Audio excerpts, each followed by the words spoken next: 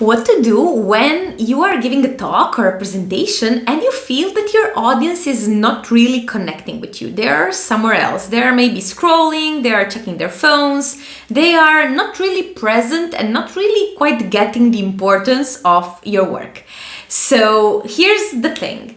Whenever your audience feels lost and whenever your audience, you see that they are sort of somewhere else, not with you, it is always your fault. And here is why this is good news.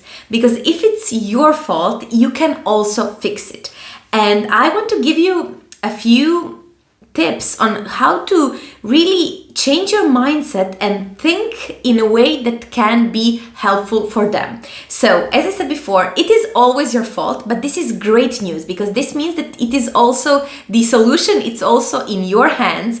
And one of the ways to fix it instantly is to really think about them. So when you're designing your slides, when you are thinking about what are you going to say, you just take that person as an example and say, okay, what does this person need in order to understand my work?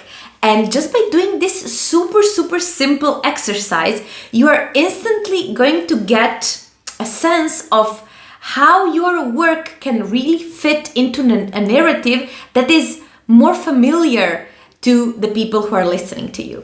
So this is something that might sound even silly or super easy, but it's actually very hard.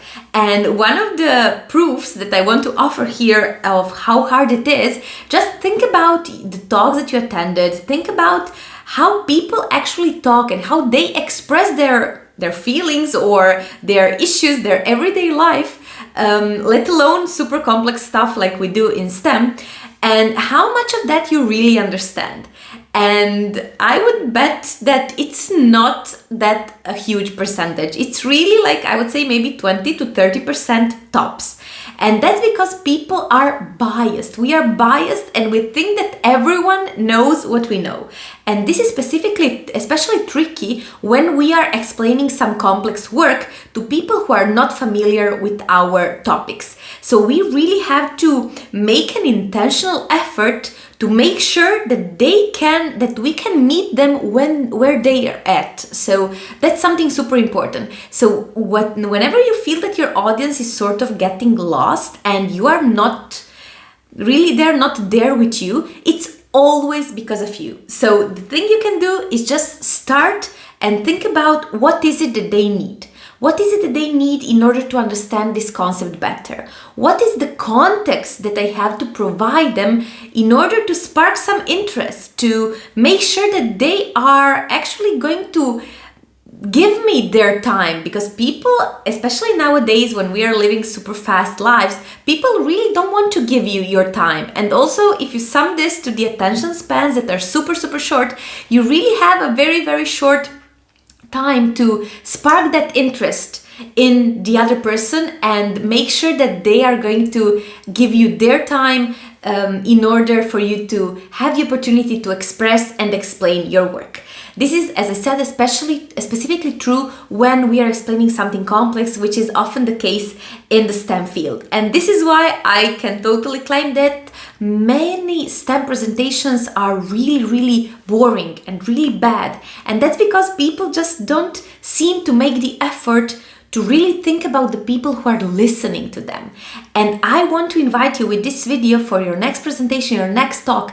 Think about what is it that those people need in order to really get your message and really understand your thinking process, because that's the most important part. You're guiding them through your thinking process. You are showing them your expertise in a way that matters to them.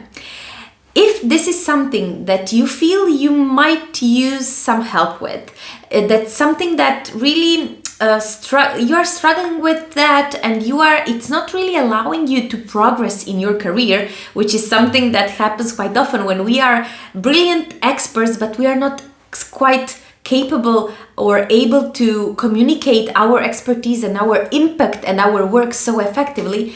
If this is something you would like to get some help with, I will leave a link down below in which you can schedule a completely free discovery call with me.